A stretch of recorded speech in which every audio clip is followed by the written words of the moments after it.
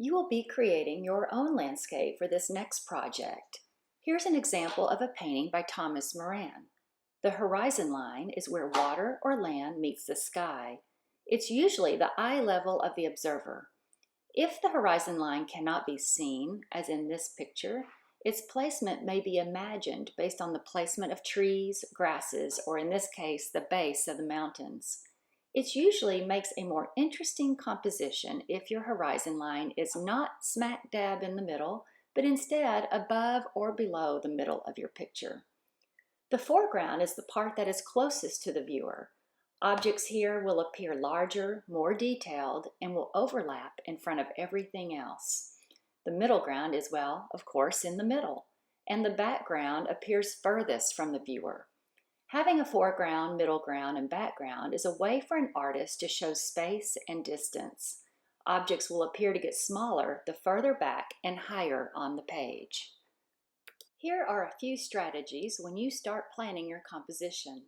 Create balance. The grouping of trees on the left helps balance the grouping of trees on the right. You don't want one side of the picture to be too visually heavy. For visual interest, use a variety of different objects and create different heights in your composition. You want some tall, some medium, and some short. Be sure you overlap items, so some things will be in front of others. You don't want to end up with a composition with one big object right in the middle of the page with too much negative space, like this poor tree. All by myself. Don't wanna be all by myself. For your project, you will create a surrealism piece of art using vegetables for the objects in your landscape.